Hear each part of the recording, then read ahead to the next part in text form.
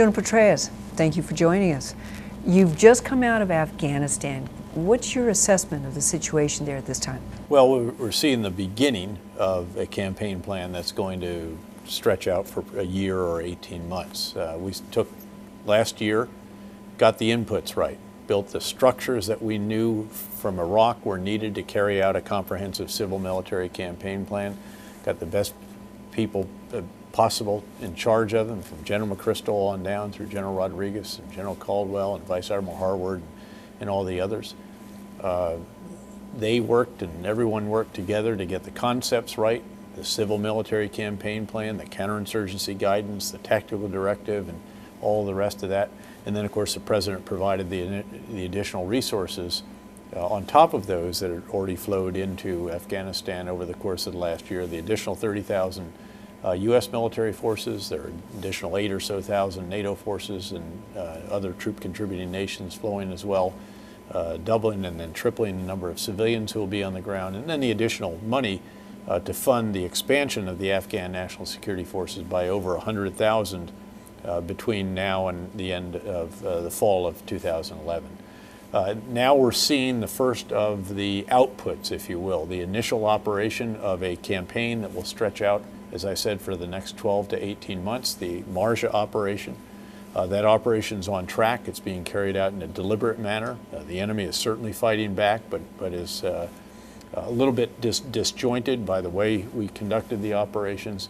But it has been hard, and this will be a tough campaign. There's no two ways about it. When we go after the enemy, when we take away the enemy's sanctuaries and safe havens, when the enemy is threatened, which is what we intend to do to increase security for the population, increase security in lines of communication and at key border crossings, again, the enemy is going to fight back, as was the case when we conducted the surge of offensives in Iraq. We're going into this offensive with slightly different rules of engagement. How does this make a difference? The rules of engagement are the same. The way we are applying the rules of engagement is critical. We cannot jeopardize the strategic effort here. We can't have tactical successes that end up being strategic reverses because innocent civilians are killed in the course of those operations. We were at a point last spring where, because of civilian casualties, we had really undermined the overall effort. Again, there were some cases that were seen as tactical victories that actually represented strategic setbacks. And we had to take a very hard look at how we were using close air support, attack helicopters, indirect fires, and so forth. We did that first under General McKiernan, then under General McChrystal. There were adjustments made in terms of what's called the tactical directive, which governs the use of close air support and other indirect fires. There's nothing in there that ever prevents a soldier or sailor, air, marine from using this in self-defense, from getting himself out of a tough fix. But it is a situation in which you think twice about it if there's some ambiguity, if there is the chance of, again, innocent civilian loss of life.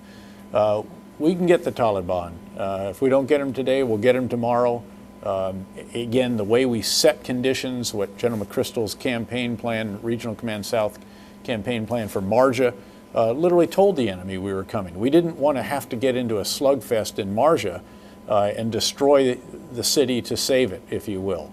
It's okay that some of the Taliban got away. Again, what we're after is increasing security for the population, not trying to kill or capture every single Taliban in the country.